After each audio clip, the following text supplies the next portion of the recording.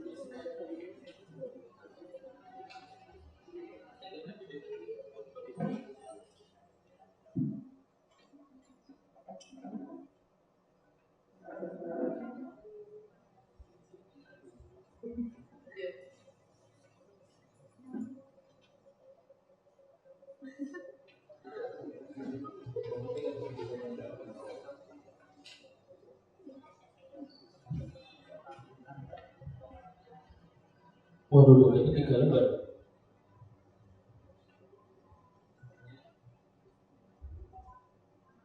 Dan juga Ya sudah ya, bukan dulu berkatnya. Begitu kita bisa baca tulisan seseorang, memudahkan kita di dalam mengenali orang tersebut dengan lebih mudah, sehingga kita bisa ngatur gimana caranya mendekati orang tersebut. Itu salah satu keuntungan yang lain kalau mempunyai anak-anak semacam seperti dia, orang tuanya akan lebih mengerti anak saya sedang happy atau tidak, anak saya sekarang situasi hatinya seperti apa. Karena anak-anak kadang-kadang mempunyai kesulitan tertentu dalam mengungkapkan perasaan kepada orang tuanya. Dan orang tua dipikirnya ngerti semuanya tentang anaknya. Aneh kan? Yang sering terjadi, Bapak umurnya berapa? 37, anaknya mau berapa? Anaknya mau 6 tahun. 37, 6 tahun. Biasanya yang terjadi, orang tua minta anaknya ngerti atau anaknya diminta orang tua ngerti tentang anaknya. Yang sering terjadi siapa? Dia ngerti saya atau saya harus ngerti dia? Yang sering terjadi gimana? Kamu tuh gak ngerti papamu loh kan, gitu kan? Aku tuh kan capek kerja seharian. Nah yang 37 minta yang 6 tahun ngerti yang 37, masuk akal gak? Masuk akal gak? Dan itu yang sering terjadi. Terima kasih tepuk tangan untuk Bapak ini. Tulisan tangan bisa dipakai untuk menjembatani hal tersebut. Selain kita yang umurnya 37 memaksa yang 6 tahun untuk ngerti yang 37, jelas gak masuk akal. Kalau saya jadi anaknya yang 6 tahun dibilang kamu mau ngerti papa loh, aku akan bilang pak tunggu 20 tahun lagi baru kita bisa ngobrol. Karena database-nya sama kan gitu kan. Gak masuk akal 37 kok supaya langsung ngerti. Dari mana nantinya? Sekolahnya juga beda, ketemunya beda. Nah, tulisan tangan bisa kita pakai untuk mengerti dan menjembatani komunikasi tersebut. Enak gak Bapak Ibu sekalian? Enak. Bahkan tulisan tangan Bapak Ibu bisa kita lihat, bisa kita pakai untuk mengetahui apakah partner hidup kita lagi kebingungan. Kayaknya sih oke-oke aja pasangan suami istri. Tapi kalau tulisannya kayak gini, kita tahu persis dia lagi bingung. Apanya yang dilihat Pak? Nanti kita cek. Tulisan tangan juga bisa melihat mungkin dia lagi merindukan ibunya yang selama ini kita nggak tahu. Tulisannya kira-kira akan seperti ini, kita lihat. Orang yang merindukan ibunya. Kita nggak tahu anak kita lagi mikir apa. Ternyata dia lagi kangen sama mamanya. Kita sering nggak tahu. Atau dia lagi berontak, pengen melawan orang lain. Kesel banget. Dan tulisannya kira-kira akan seperti ini. Kayaknya innocent banget kan tulisannya. Biasa-biasa aja kan. Tapi dari situ kita tahu dia adalah seorang pemberontak. Kalau karyawan kita kayak itu siap-siap aja nih, sakit semua gitu. Apapun aturannya dia akan lawan. Dan kita kadang nggak ngerti gimana lihatnya itu adalah seseorang yang memberontak. Memberontak di satu sisi mungkin bagus karena kreatif kadang-kadang gitu ya. Tapi di sudut lain kadang-kadang merugikan perusahaan juga. Nah kalau pemberontak ini partner hidup kita, pacar kita yang nantinya jadi suami kita, ya siap-siap aja masa promosi selesai, gitu kawin promosi selesai, urusannya beda lagi, gitu ya. Ini bagus sekali. Atau kita bisa melihat lain, misalnya dia seorang yang ini tidak susah dipercaya. Kira-kira tulisannya kayak apa? Kira-kira tulisannya kayak gini Bapak Ibu sekalian. Nah, nanti kita bicarakan itu. Hasil penelitian yang cukup lama di dunia psikologi menunjukkan bahwa beberapa orang bisa kita lihat dengan sangat mudah sekali dia bukan orang yang mudah untuk kita ajak kerjasama. Bukannya kita curiga sama orang, bukan. Tapi orang karena masa pendidikannya, karena latar belakangnya menemukan salah satu sikap untuk selalu mengambil keuntungan dari orang lain. Daripada nanti pas kita kerjasama ternyata ujungnya jadi problem. Sekedar saya tunjukkan bahwa ini buku yang saya tulis Bapak Ibu, ada di Gramedia, Bapak Ibu bisa beli, ada di Gramedia. Jadi kalau hari ini dirasa nggak cukup, bisa baca buku saya ada di Gramedia. Sekarang udah cetakan kedua, cetakan pertama 4.000 eksemplar sudah habis, sekarang cetakan kedua, Bapak Ibu bisa baca buku. Dan lumayan, minimal lumayan untuk tahu. Tapi kalau nanti yang merasa bahwa baca buku aja kurang, saya juga punya training yang terjadi reguler. Beberapa alumni saya ada di sini, kayaknya beberapa alumni saya Ibu Florence di sini, beliau sudah untuk training juga. Ada lagi Ibu mana ya? Oh itu bisa ngajar. Jadi saya punya training yang reguler. Minggu depan saya punya training di Jakarta mengenai bagaimana menganalisa tulisan. Tujuannya bukan untuk mencari kesalahan orang, bukan. Tujuannya untuk membantu bagaimana orang tersebut menjadi lebih baik. Karena kita pun juga selalu punya masalah. Yang pertama kali harus kita ingat bahwa nobody is perfect. Tidak ada satu orang pun yang sempurna. Setiap orang mempunyai sesuatu yang dibawa. Jadi kemampuan untuk melihat diri sendiri itu sangat penting. Untuk itu undangan Pak Tekno hari ini untuk membantu Bapak Ibu sekalian melihat diri sendiri menjadi sangat penting banget. Karena saya ingin tahu siapa yang sudah tahu dirinya sendiri secara benar. Banyak dari kita enggak. Menurut istriku aku orangnya kayak pernah gitu. Menurut suamiku aku orangnya kayak gitu. Menurut dia, tapi apa ya dia seperti itu. Kan kita nggak tahu kan. Oke Bapak Ibu sekalian, sekarang kita akan masuk perlahan-lahan. Boleh? Sehingga topik di sini hari ini adalah be yourself. Pertanyaannya adalah yang mana? Pernah nggak Bapak Ibu merasa gini? Satu bagian dari diri saya kepengen berhenti merokok, tapi bagian yang lain tangannya jalan cari sigaret. Pernah rasanya gitu? Istriku bilang bahwa dia harus slim, harus ramping, tapi tangannya jalan terus buka lemari es dari snack. Pernah kayak gitu? Saya harus olahraga, tapi setiap bangun pagi mau olahraga malah saya minta apa? Pernah ngalamin kayak gitu? Jadi yang mana dong diri ada itu? Yang mau olahraga atau yang gak mau olahraga? Yang maunya makan enak terus atau yang kepengen sehat? Jadi kita yang mana gitu kadang-kadang. Sehingga pada saat topik ini diangkat di yourself menjadi diri Anda sendiri, ini topik yang sangat menarik sekali. Diri yang mana? Diri yang suka merokok atau diri yang tidak suka merokok? Makanya pertanyaan, which shall? Ya, diri yang mana? Pernah ketemu orang yang sangat tegas banget di kantor tapi di rumah lembek banget? Kalau udah di depan istrinya itu loh Pak, dia udah gak bisa ngapa-ngapain. Pernah lihat kayak gitu? Padahal di kantor jagoan minta ampun, semua orang gua lihat dia udah kakinya goyang kan. Terus dirinya itu yang mana sebetulnya? Kita jadi gak ngerti yang mana.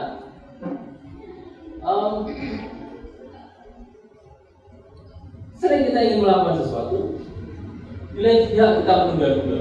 Benar pernah kayak gitu? Ya hari Minggu kita pelihara, tapi kayaknya dibilang itu dari dingin gitu. Kayaknya dingin banget Pak, udahlah sekali seminggu nggak apa-apa. Ada yang kepengen stop smoking, tapi tetap aja smoking terus, gitu kan?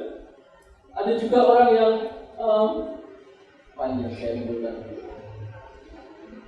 kepengen langsing, tapi snackingnya terus, coklat tabungannya banyak banget, gitu kan? Lihat warung nggak tahan, kan gitu ya? Pernah ngerasain kayak gitu Bapak Ibu sekalian? Pernah atau tidak pernah?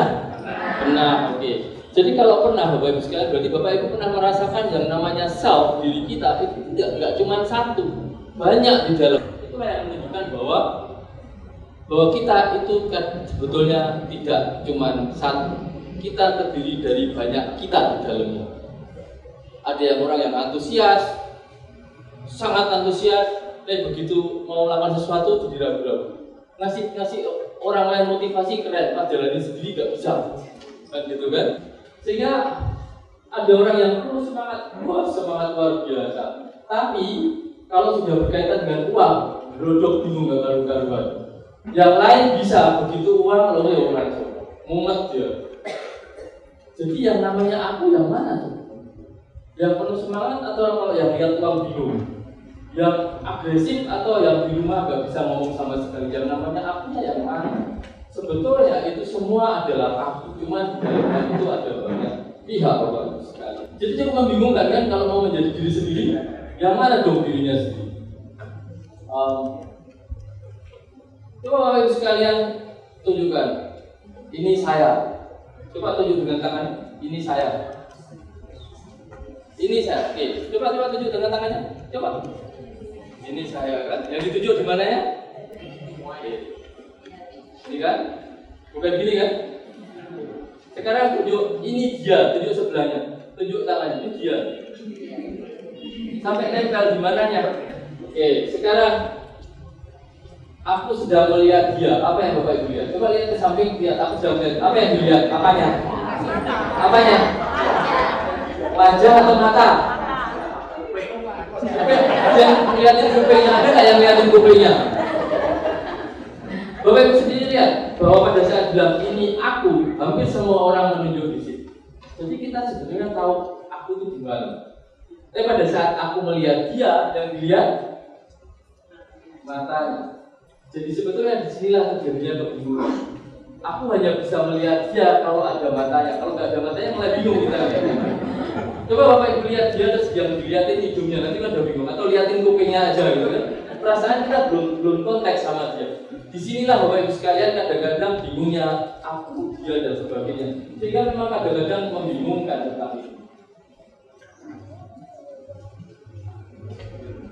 Pada saat kita bilang aku, sebagian menunjuk sini.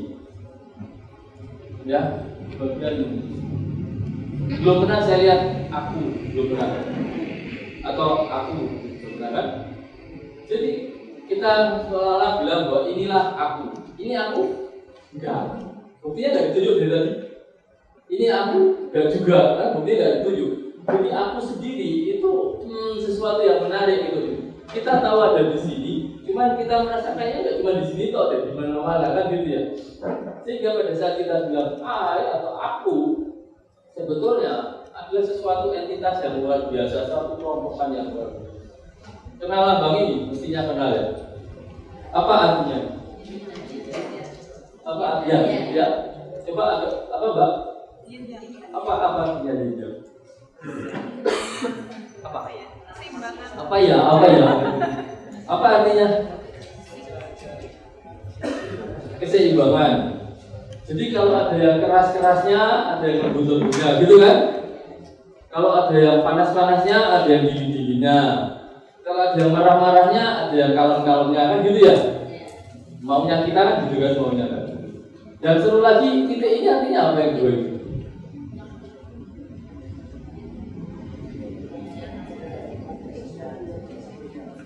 Yes, di dalam yang kuatnya, di dalamnya juga ada kelemahannya.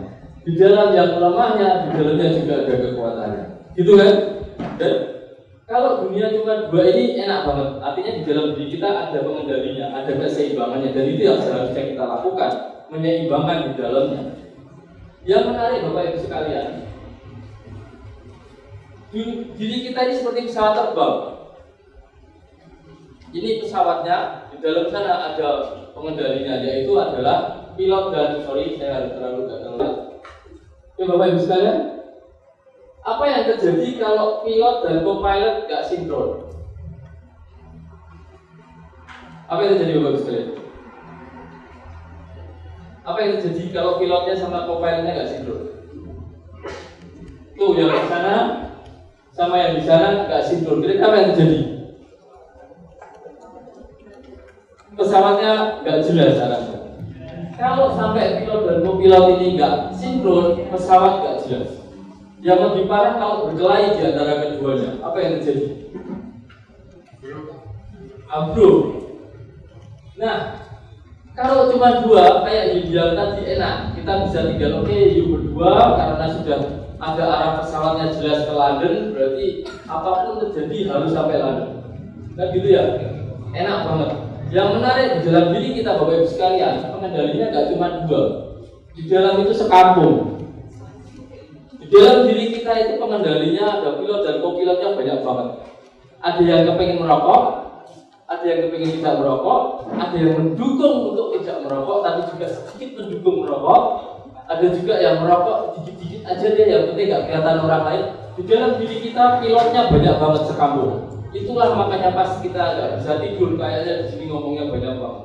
Pernah ngerasain duduk omong-omongan terus-menerus di antara satu dan yang lain? Di dalam diri seseorang itu isinya banyak.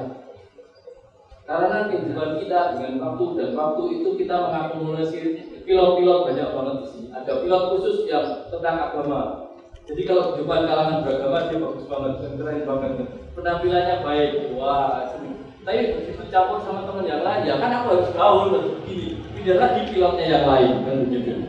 Nanti sampai rumah ketemu anak-anak jaim, amang keras supaya anak-anak takut sama aku. Kalau enggak berisik banget itu anak. Sampai di kantor sekretarisnya cantik, senyumnya banyak. Itu pilot yang lain lagi. Di dalam diri seseorang pilotnya banyak banget dan kopilotnya juga banyak banget. Dan itulah makanya kalau saya dengar dari Pak Tekno, meditasi itu penting. Tujuan meditasi adalah supaya semua pilot dan kopilot ini punya tujuan yang sama, nggak saling sabotase. Karena masing-masing itu menunjukkan eksistensinya dengan cara yang berbeda-beda. Ada orang yang kalau ketemu orang lain dia pasang tampang sangar gitu, begitu ketemu cewek dia lebihnya minta ampun. Ketemu sama bosnya lihat matanya jaga berani. Sampai rumah ketemu tukang kebun langsung tampangnya sangat luar biasa. Itu pilotnya beda-beda Bapak Ibu sekalian. Dan itu sekampung itu di dalam sana. Nah tujuan kita hari ini adalah bagaimana kita bisa tahu pilot yang mana yang mengendalikan diri kita Bapak Ibu. Apakah pilot yang ini yang ada di dalam diri kita? Mungkin dengan segala kegenitannya. Ataukah dia pilot yang satunya lagi dengan segala tampang inosen yang kayak Jason Bieber gitu ya? Jason Bieber. Kita nggak ngerti. Yang ada repot adalah semua pilot kepengen kerja bareng. Gitu. Pokoknya semua otak rantasi, semua. Nah, yang menjadi masalah kalau semua ingin kerja bareng, akhirnya badan kita menjadi bingung. Pada saat menjadi diri Anda sendiri, pertanyaannya adalah diri yang mana? Karena di dalam banyak banget. Semua pengalaman hidup Bapak Ibu sekalian dari mulai kecil sampai sekarang berguna. Karena itu semua pilot-pilot yang ada di dalam. Tinggal mau pilot mana yang ditugaskan nyetir pesawat yang ini, itu adalah keputusan kita. Kalau kita tidak punya keputusan, semua pilot akan berebut untuk duduk di sana. Pernah ngalami? Keputusan kita, keputusan kita itu juga pilot yang mana yang Jadi keputusannya head of the pilot. Pernah ngalami ketemu tetangga teman di mana dia tentara, terus di rumah ngajar anaknya kayak tentara juga, pernah lihat itu? Betul, jadi dianggapnya anaknya dia anak buah kampleng tenang kan gitu ya. Kalau di kantor kampleng tenang, sampai di rumah anak kampleng tenang juga. Jadi pilot yang satu lupa pindah kursi. Harusnya pilot itu cuma jalan di kantor, sampai rumah masih nyetir dia. Begitu lihat anaknya agak ganggu tuh sikat beneran. Begitu anaknya nungging baru nyesel, pilot yang lain muncul. Ya ampun, ini kan anakku sendiri. Kok bisa sih papamu melakukan ini? Ini pilot yang lain lagi. Yang benar adalah pada saat kita berada di mana, pilot yang mana yang harus mengambil alih posisi. Itu Bapak Ibu. Kita terusin ya.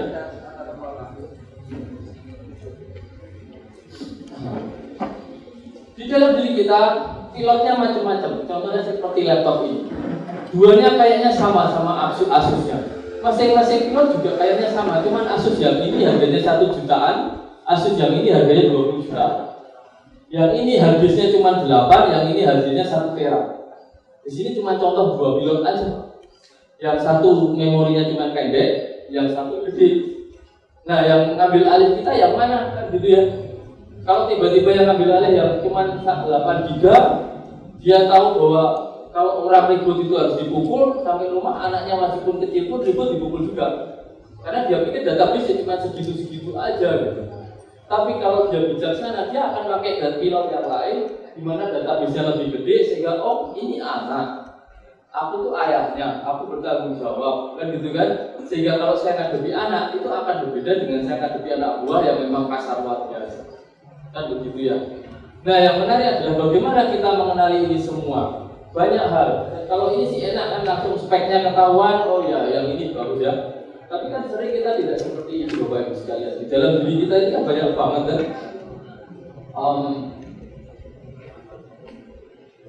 Jadi bagaimana saya tahu saya ini seperti apa orangnya? Saya mau jadi orang seperti bagaimana? Aku pengen sukses deh seperti Pak Insinyur Ciputra. Aku pengen macam-macam. Tapi saya ini seperti apa sebetulnya? Sebetulnya siapa yang duduk di dalam kursi kemudi Bapak Ibu sekarang? Mungkin karena ini tempatnya di Jihada, berarti ada pilot yang berbakti, tapi juga lagi mikir utang di rumah belum selesai. Pilot yang lain juga, sehingga dengerin saya, tapi pikirannya lari ke sana kembali. Karena ada 2 pilot yang ada di sana. Kita bisa melakukan, misalnya Bapak Ibu sekalian, dengan bertanya pada orang lain, aku tuh orangnya apa sih? Apa yang harus saya kembangkan dari diri saya? Mungkin ketemu konsultan, ketemu konselor. Saya ini potensinya gimana? Tes macam-macam. Tujuannya mencari saya ini. Anaknya pernah ditesin dulu. Ditanyain sebetulnya anaknya seperti apa, ayah dikasih tahu. Anda boleh aja tanya, Anda boleh aja merenung. Cuman kadang-kadang belum tentu apa yang disarankan orang lain itu benar. Mau nggak Bapak Ibu sekalian tahu aku tuh orangnya gimana dengan caranya sendiri? Kita nggak perlu misalkan. Mau? Bapak Ibu udah punya kuncinya, udah nulis di situ kan? Saya kasih lihat kalau Bapak Ibu mau. Kalau Bapak Ibu ketemu tulisan kayak ini, wow, kayak gitu kan? Pertanyaan saya, dia orangnya rapi nggak? Dia ramah nggak? Mau Bapak Ibu punya menantu dia? Tergantung, kalau duitnya bisa hidup 8 turunan boleh kan gitu ya? Ya kan? Kalau Bapak Ibu punya anak wanita boleh apa pacaran sama dia? Belum tahu. Tapi kira-kira boleh nggak? Kira-kira aja. Ya, kalau lihat tulisannya nggak belum ketemu orangnya. Kira-kira kalau anak Bapak Ibu cantik gitu ya 17-18 tahun kalau diajak dating sama ini dikasih nggak? Hah? Kenapa enggak? Ruwet, Pak, Bu, ini tulisannya seorang pembunuh serial killer di Amerika, seorang pembunuh serial, suka bunuh banyak orang. Ini tulisan dia. Jadi kalau Bapak mau ngasih anak ke dia ya boleh-boleh aja. Kalau tunggu sampai ketemu dia udah lewat Pak, udah hilang anak kita. Jadi dari sini aja kita bisa tahu bahwa bagaimana orang ini berpikir. Jelas nggak jernih sama sekali. Bapak Ibu, selain dia punya banyak, Bapak Ibu lihat nih. Ini salah satu ciri khas di mana seseorang tidak mau bertanggung jawab tentang apa yang dilakukan. Dia ingin wajah orang lain yang bertanggung jawab. Oke, jangan terus milik tulisannya istrinya ya, jangan. Ruwet nggak istriku ya, Bapak udah rasain kan? Dan terus ini, boleh dilihat tulisannya sendiri ruwet nggak gitu kan? Kalau nggak percaya tanyain ke temannya. Ya. Selagi tulisan Bapak Ibu bisa dibaca sama orang lain, berarti minimal ininya oke lah. Ini tulisannya Obama Bapak Ibu. Pada saat seorang grafolog Amerika yang terkundang melihat tulisan Obama, banyak sekali yang terungkap dari diri Obama. Obama itu orang seperti apa sih? Dia pikirannya runtuh, fluid mind. Dia open mind, dia orangnya open, ya kan? Dia independent thinking, dia bisa berpikir tanpa harus menunggu orang lain membantu dia. Dia seorang orator dan pikirannya bagus, kan? Dia juga seorang yang bisa menganalisa dengan bagus. Jadi dari satu tulisan kita bisa tahu banyak sebetulnya siapa pilot yang mengambil alih kemudi. Pilotnya Obama pada saat ini adalah seorang yang berpikir terbuka, ya kan, analitik, bisa berpikir sendiri. Cuman yang menarik dia di sini adalah ternyata dia mempunyai harga diri yang pas-pasan aja. Harga dirinya nggak keren-keren amat, biasa aja. Karena dari tulisan tangan kita tahu kita itu melihat diri kita seperti apa. Apakah kita itu harga dirinya sehat atau enggak? Apa suka nyalain diri sendiri atau suka minderan? Itu dari tulisan tangannya kelihatan. Dan Obama termasuk orang yang suka minderan juga. Presiden loh ya. Dia adalah orang yang jujur dan terus terang. Oh iya, dari tulisan tangan kita bisa tahu orang itu jujur apa enggak. Obama termasuk orang yang jujur dan langsung terus terang, bukan orang yang suka menutup-nutupi. Oke? Obama mempunyai signature yang besar, dia mempunyai ego yang gede, tapi sebetulnya lebih kepada untuk mengkompensasi karena harga dirinya tidak sehat. Pada saat orang merasa harga dirinya nggak terlalu oke, dia berusaha tapak oke. Pernah lihat itu? Gebrak-gebrak meja supaya orang takut, padahal sebetulnya dirinya sendiri takut. Gebrak mejanya ini adalah cara untuk menunjukkan bahwa aku gede. Padahal sebetulnya pada saat orang ingin menunjukkan gede, dia sebetulnya merasa oke. Obama adalah orang yang persisten Bapak Ibu sekalian. Kalau dia melakukan sesuatu tidak putus di tengah jalan. Kalau bisnis bagus gak ya kayak gini? Bagus kan? Nah, kalau nanti mau cari pasangan hidup yang masih muda-muda, cari yang gini, yang persisten, jangan baru dikit udah langsung nah gitu kan. Baru kerja kayaknya antusias di depan, di tengah jalan kayak gitu ya. Cari yang kayak Obama. Ini kalau mau saya kasih lihat, mana yang menunjukkan ini huruf T-nya seperti bintang ini loh Bapak Ibu sekalian, lihat tuh. Caranya membuat huruf T kayak bintang, titik kasih lihat. Nih. Ya. Ini lihat huruf T-nya. Ini ciri khas orang yang konsisten, yang ngeyel, yang pantang menyerah. Ini huruf T-nya. Bagaimana melihat bahwa dia orang yang jujur dan terus terang? Lihat huruf O-nya tertutup dengan rapi tapi tidak sampai hilang. Jadi huruf O-nya terbentuk dengan bagus. Bapak Ibu bisa lihat huruf O-nya E. Bagaimana kita tahu bahwa dia itu mempunyai harga diri yang tengah-tengah? Bapak Ibu sekalian lihat caranya melihat beberapa huruf T dia yang tidak seperti bintang, garis mendatarnya kan T ada mendatarnya tuh. Mendatarnya tuh pendek banget. Jadi kalau buat T, threadnya tuh pendek sekali. Itu menunjukkan bagaimana seseorang harga dirinya masih punya PR. Dia masih belum merasa layak untuk menjadi orang yang terhormat atau penting. Boleh diterusin atau berhenti sampai sini? Udah dilihat tulisannya? Oke, sekarang lihatin huruf T masing-masing tuh. Gimana? Kalau ini kan contoh huruf yang bersambung. Ya. Ya, huruf halus. Nah, kalau hurufnya yang huruf yang potong-potong. yang gede, yang potong-potong bagaimana? Huruf Bapak huruf besar semua atau huruf biasa tapi tidak sambung? Ya, kadang bersambung kan begini. Ya, ada bersambung apa enggak? Kecuali yang huruf besar semua kita bisa bahas dengan hal yang sama. Tapi kalau nulisnya semua huruf besar, ada yang semua huruf besar semua, dia tipe seorang pemimpin yang kuat, tegas. Tuh, Bapaknya bisa hurufnya besar semua, Pak. Semua huruf besar. Kayak kapital semua. Ya. Kalau yang hurufnya kapital semua, hal positifnya adalah dia tegas, dia mampu memimpin, dia kuat. Cuman kelemahannya dia suka, kita nggak tahu apa yang dia pikirkan. Dia suka menyembunyikan perasaan. Oh ya, ada aturan main di sini. Kalau kita udah baca tulisan tangan, aturan mainnya adalah apapun yang dibahas di sini selesai di sini. Jangan diceritain di luar. Jadi tangannya ke sini dong. Jadi karena apa? Kalau sampai keluar tuh loh, yang itu tuh ternyata orangnya kayak gini. Itu dia nggak jadi. Saya Rinto, kebetulan sampai hari ini saya diberi lingkungan pekerjaan bertemu dengan orang dari beberapa negara. Berbicara mengenai masalah tulisan tangan, negara Asia rata-rata tulisan tangannya bisa terbaca. Berbeda dengan Eropa dan Amerika karena mereka dari kecil sudah pakai laptop. Jadi bagaimana mungkin saya bisa percaya dengan analisis tulisan tangan, sedangkan di negara maju mereka menggunakan high tech. Jadi kronologisnya mungkin Obama jarang-jarang menulis tangan, karena kalau kita dari kecil, dari kita kelas 1 kita sudah belajar tulisan bersama. Orang barat saya rasa tidak, sudah pakai laptop ya, ABC-nya sudah alfabet laptop. Jadi how can, pertanyaan saya, bagaimana bisa? Ini bisa. Apakah itu kan tetap bisa dilihat jawaban saya? Karena walaupun pakai laptop orang tetap menulis, tetap aja menulis, walaupun sedikit dia menulis.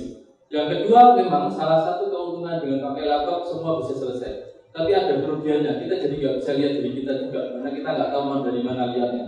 Akhirnya untuk melihat diri kita harus datang ke orang lain, bertanya. Boleh-boleh aja, karena banyak profesi di luar sana yang bisa memberikan saran pada kita. Iya.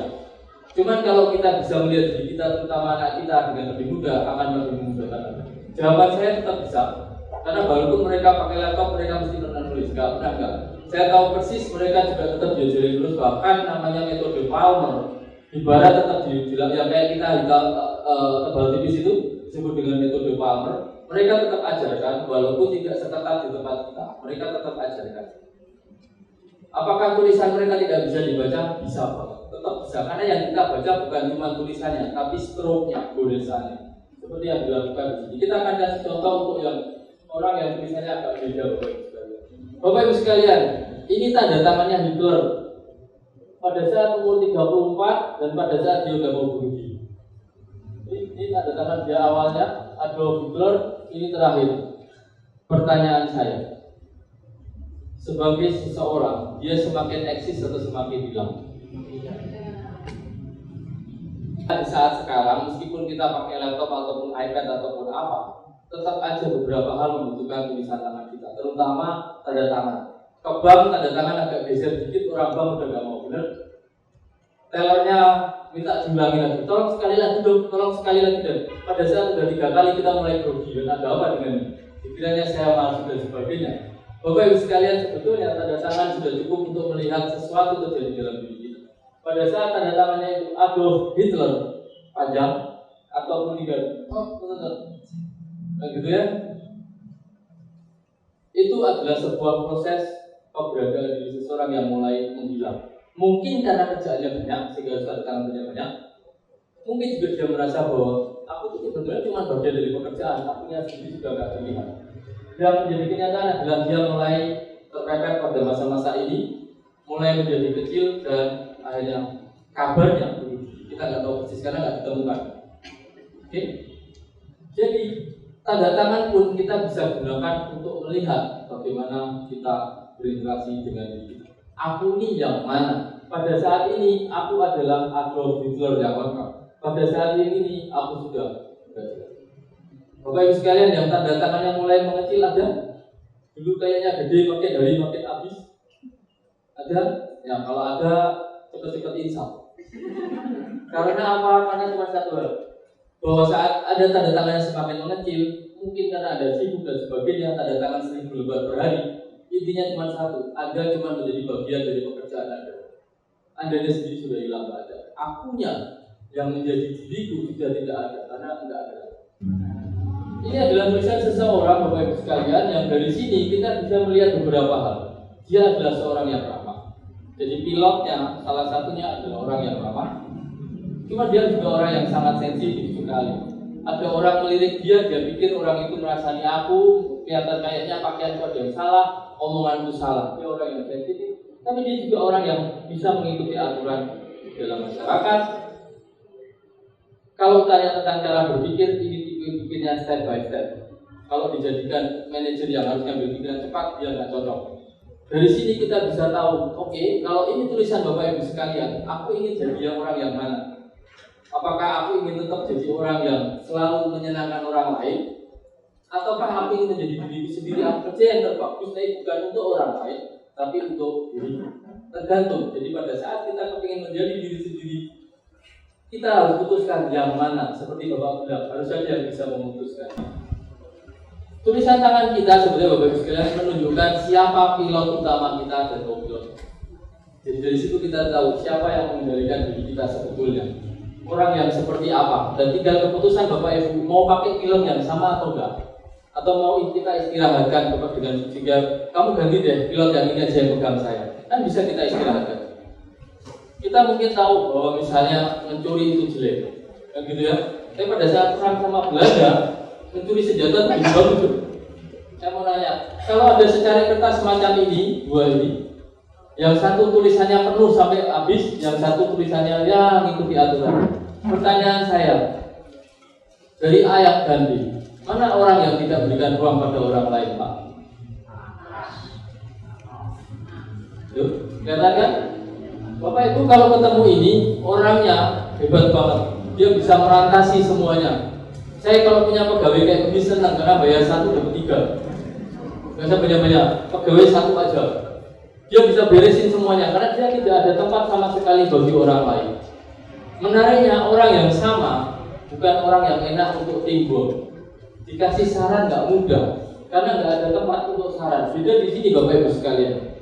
Nah sekarang dilihat tulisannya tuh, ya tulisannya penuh kanan kiri mana. Kalau saya punya pegawai ini, satu hal seneng karena semua beres, kedua agak seneng dan dikasih saran juga susah.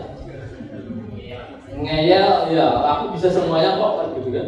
Kalau perlu sadel tempatnya di sana, sadel geser dikit dia marah. Di sini sadel harus di sana.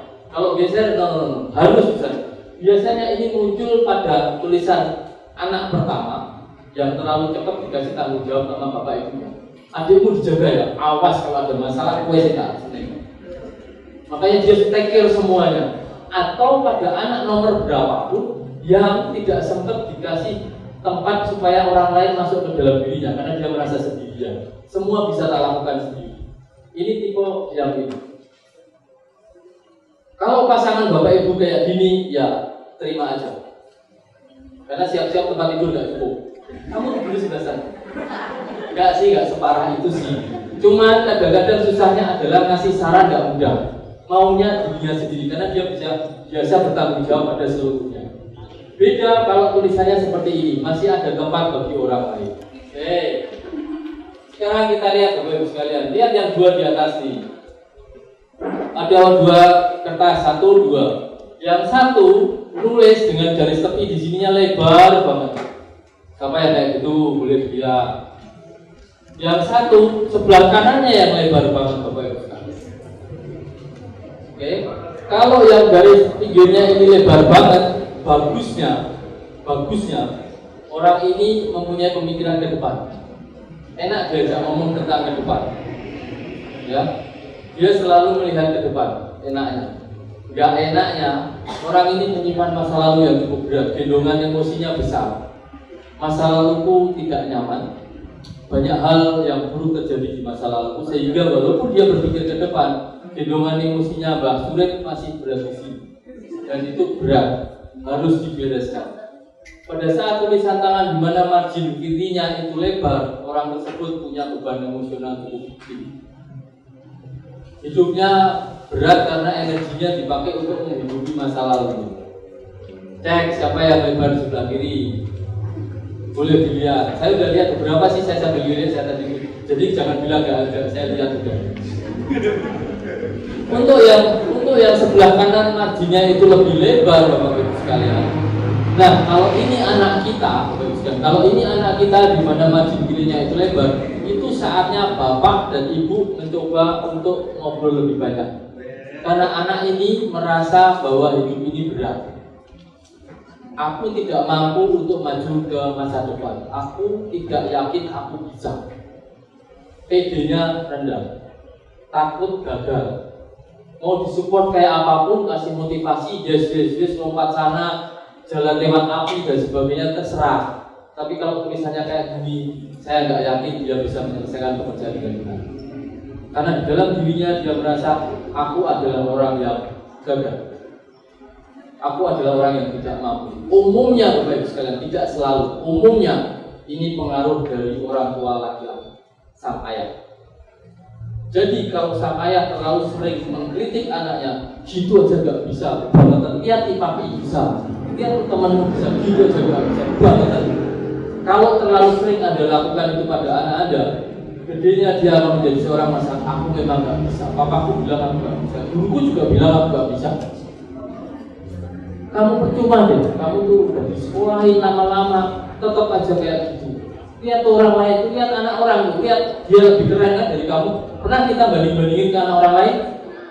Pernah. Kalau Anda pernah bandingin Anda ke orang lain, gimana perasaan Anda kalau Anda sebagai istri terus suaminya bilang, kamu tuh gak sekeren istri yang begitu, keren banget istrinya. Mau digituin? Atau istri bilang, kamu sebagai suami gak keren deh, jagoan tuh suami yang sana, mau digituin? Lucunya kita bandingin anak kita, pada saat kita dibandingin kita gak mau. Aneh kan? Gitu loh. Please, jangan pernah membandingkan anak kita dengan siapapun juga, baik itu kakaknya, adiknya, apalagi anak orang lain. Karena apa?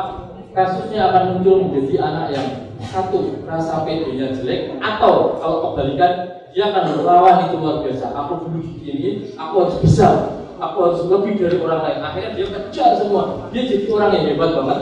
Cuman di dalam hatinya dia merasa capek karena di atas gunung ada gunung lagi, ada gunung lagi, ada gunung lagi. Dia kejar terus. Yang capek badannya sakit. Dia selalu keluhannya sama. Waktuku gak cukup. Target itu belum tercapai. Dia selalu begitu. Hasil bagus tapi capek. Karena selalu bilang aku gak bagus. Sebetulnya yang dilakukan bukan mengejar target. Sebetulnya yang dia kejar adalah penghargaan dari papahnya. Karena papa dulu bilang aku gak bagus. Oke, jadi yang papa-papa sering ngecilin anaknya, siap-siap menerima buahnya sekitar 20 tahun lagi. Kalau sudah anaknya ternyata kerjanya gitu, satu, gila kerja luar biasa, sehingga istrinya teriak-teriak karena suami itu gak pernah di rumah. Sampai rumah pun masih bawa kerjaan. Terus aku istrinya ini gimana? Ya kamu cuma aksesori aja gitu. Atau kebalikan, dia menjadi orang yang gampang loyo. Pada saat melakukan sesuatu antusias di awal, habis itu langsung. Oke, boleh dilihat sambil lirik kanan kiri, yang kanannya lebar, kita coba insaf. Di sini ngobrol sama saya. tetap bisa diselesaikan. Bapak Ibu sekalian, apapun yang terjadi pada diri kita bisa diselesaikan, bukan at the end of the world, bisa diselesaikan. Karena memproses ini tidak terlalu rumit. Saya kasih lihat, semoga kita punya contoh Bapak. Ini adalah ciri khas di mana sebelah kirinya lebar banget Bapak Ibu sekalian. Ini ciri khas di mana bagian kanannya lebih lebar Bapak Ibu. Oke. Bapak Ibu sekalian, kita lihat nomor 3 dan nomor 4. Kalau ini dua cari kertas. Di sini Bapak Ibu sekalian kelihatan bahwa garis atau margin kirinya acak-aduk gak karu-karuan. Di sini walaupun sedikit acak-aduk tapi lebih rapi. Pertanyaan saya, nomor 3 atau nomor 4 ditulis oleh orang yang gak peduli dengan aturan umum. Saya kasih lihat. Orang ini tidak terlalu mau ikut aturan. Beda lagi dengan yang rapi ini. Dia orang yang bahkan ada B, ada C segala dia tuh. Ya kan? Dipisah-pisah, orang ini rapi banget dan ikuti aturan banget. Apakah ini jelek? Belum tentu. Apakah ini baik? Juga belum tentu. Intinya ini kita karakter seseorang. Oke Pak, kita cuma bahas tentang yang kiri tadi. Saya cuma mau menunjukkan bahwa pada saat margin kiri ini tidak bagus, terlalu acak-aduk, ini tipe orang yang memberontak, tipe orang yang mau aturannya sendiri, tipe orang yang kalau boleh dari sudut positif dia kreatif gitu. Tapi dari sudut negatifnya dia memerlukan otoritas lebih tinggi untuk membuat dia bisa jalan dengan baik. Mana dari kedua tulisan ini yang ditulis oleh orang yang punya kontrol diri yang baik? Yang kiri atau yang kanan? Nah, kalau pada saat kita menerima tulisan yang seperti ini, kemudian kita mau pasangkan sebuah pekerjaan pada orang yang harus berpikir jernih dan bisa kontrol, siap-siap aja kita berdoa. Karena dari sini aja kita udah tahu ya tulisannya nggak bagus. Kalau Bapak Ibu ketemu tulisan dua kayak gini, yang satu longgar-longgar, yang satu rapat-rapat, ini hanya bercerita tentang satu hal. Bagaimana orang itu memposisikan dirinya terhadap orang lain. Semakin longgar tulisan, semakin dia menjaga jarak pada orang lain. Semakin rapat sebuah tulisan, semakin dia merapatkan diri pada orang lain. Apakah ini positif atau negatif tergantung dia. Orang yang menjaga jarak dengan orang lain, positifnya adalah dia bisa mengambil keputusan sendiri. Dia tidak perlu orang lain untuk bantu. Dia biasa mandiri, dia bisa menyelesaikan. Negatifnya pasangannya stres, anaknya stres karena papa nggak mau deket-deket sama dia. Sampai rumah langsung koran dibuka, sana main sana. Papa kan mau baca. Jangan ganggu papa seharian udah kerja, gitu kan? Dia jaraknya bagus. Jadi positif negatifnya ada. Sebaiknya untuk orang yang empet-empetan tulisannya kayak gini Bapak Ibu sekalian, dia orangnya mungkin akrab, oke, tapi kadang-kadang usul-usul juga, pengen tahu terus semuanya dan susah untuk ngambil keputusan sendiri. Silahkan dicek tulisannya, longgar-longgar atau empet-empetan. Kalau yang sedang-sedang berarti bagus, bisa ngambil keputusan tapi tetap bisa ramah dengan orang lain, bisa ada jarak tertentu karena setiap orang pengen punya jarak, cuman nggak jauh-jauh. Coba ini Pak Wijaya nih di sini. Kalau saya ngomong sama Pak Wijaya, terus gimana Pak? Kira-kira saya nyaman sama dia nggak? Sebaliknya kalau saya ngomong Pak Wijaya terus gimana Pak? Terus gimana Pak? Nyaman juga kan? Jadi ada jarak khas di mana kita interaksi oke. Kenapa seseorang punya jarak selebar ini Bapak Ibu sekalian? Karena biasanya masa lalunya berbicara. Semakin lebar jarak itu berarti masalah security keamanan dirinya tidak bagus. Orang yang terlalu menjaga jarak ke orang lain hanya ada dua hal. Dia tidak ingin orang lain tahu kelemahannya, atau dia tidak ingin orang lain itu melukai dirinya. Mungkin dia pernah dilukai orang lain, diomongin, dipukul dan sebagainya, sehingga dia selalu menjaga jarak. Aku lihat dulu, jangan-jangan dia akan ambil sesuatu dari aku. Sehingga Bapak Ibu kalau ketemu orang dengan tulisan yang ada jaraknya panjang, jangan terus langsung merasa ke dalam, sok gaul, sok apa, langsung sok ramah. No, kasih jarak dulu karena orang ini mikir untuk bisa dekat dengan Anda. Oke, kalau ini adalah suami atau istri Bapak, ya ini kita harus hati-hati karena kita harus bisa tahu bahwa orang ini tipe orang yang jaga jarak. Sebaliknya kalau Bapak Ibu ketemu orang yang seperti ini, Bapak juga harus sedikit tahan karena orang ini cenderung akan masuk ke dalam, bahkan mungkin sampai ke dalam sekali. Kultasnya baru ya, mobilnya seperti mana? Dia akan sangat masuk ke dalam. Ada pertanyaan? Boleh dicek tulisannya. Kalau yang masih sedang-sedang, jaraknya masih dilihat oke, fine. Berarti Bapak bisa jaga jarak, tapi tidak terlalu menjaga jarak. Boleh saya terus sedikit? Kita lihat yang lain.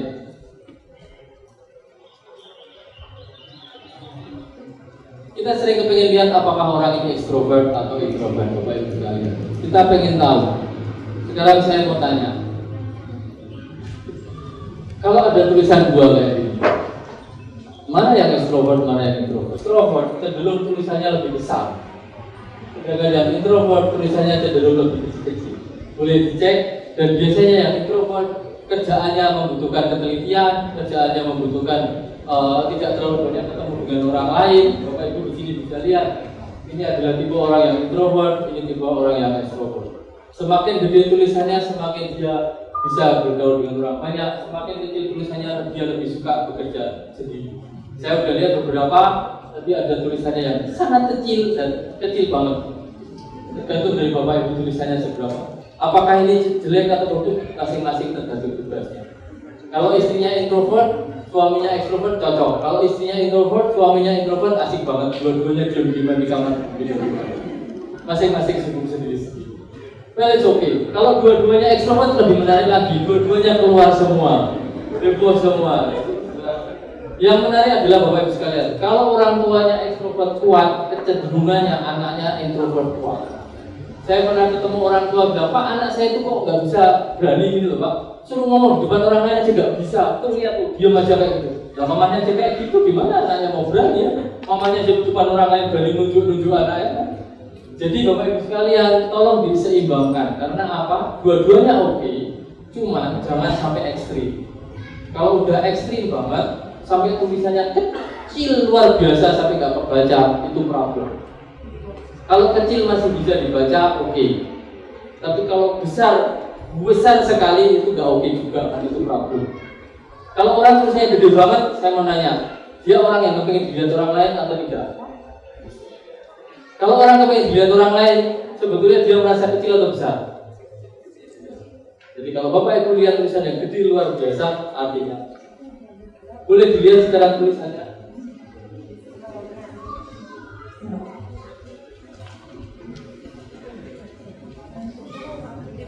Tapi kalau Bapak Ibu sekalian lihat tulisan orang yang mengisolasi diri seperti tulisan ini, Bapak Ibu lihat tulisannya semua marginnya lebar. Bapak Ibu kalau ketemu orang ini harus pelan-pelan, jangan terlalu merengsek karena orang semacam ini membutuhkan kepastian keamanan. Dia merasa tidak aman. Di mana margin kanan kiri atas bawahnya lebar, dia juga pagernya juga banyak. Kalau buat rumah, pagernya mungkin rangkap 3, satpamnya 2, plus adiknya gede-gede karena dia merasa nggak aman. Dia perlu pagar. Nah kalau berdekatan dengan orang ini, Bapak jangan terlalu merengsek ke dalam, pelan-pelan. Kasih dia waktu untuk mengenali. Jelas? Nah, kalau kita tulisan seperti tadi, margin kanan kiri, ada yang itu margin kanan kirinya lebar semua. Kalau tulisan kayak gitu, kita pertanyaannya adalah, apakah aku tetap akan jadi orang seperti ini atau aku mau berubah? Gitu. Makanya kalau mau jadi diri sendiri yang mana? Yang mengisolasi diri atau yang ingin bergaul dengan orang? Ada pertanyaan Bapak Ibu sekalian? Sorry, gambarnya nggak terlalu jelas. Yang ditanyakan cukup?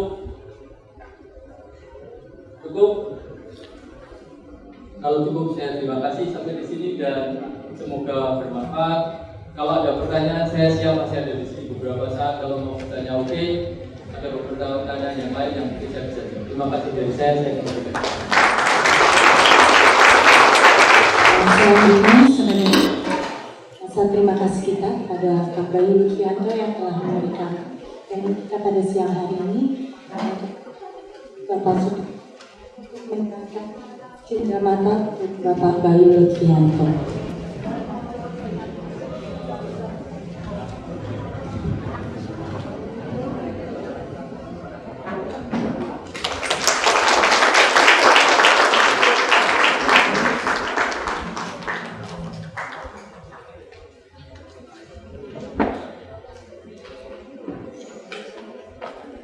Jadi dari training kita pada hari ini dapat diambil kesimpulan dengan melalui tulisan tangan kita dapat mengenali diri kita dan juga bisa mengenal orang lain. Diharapkan dengan kita mengenal lebih dalam tentang diri kita bisa melakukan perbaikan jika kita menemukan sesuatu yang buruk dari diri kita dan juga bisa melakukan kontrol diri dan juga kita bisa mengerti orang lain, bukan orang lain yang harus mengerti kita.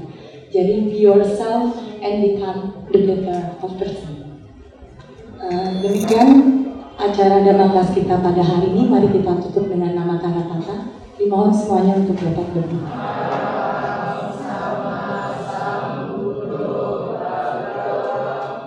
Buddham Bhagavantam Abhivadeya. Buddham Bhagavantam Abhivadeya. Swakato Bhagavata Dhammo. Swakato Bhagavata Dhammo. Namo Namah Sami. Supatipanno Bhagavato Sangha Sangho. Supatipanno Bhagavato Sangha Sangho. Sangha Namami. Demikian dalam kelas hari ini. Terima kasih kehadiran atas kehadiran Bapak Ibu serta teman-teman sedang. Sabi Sapa Bawah Suci.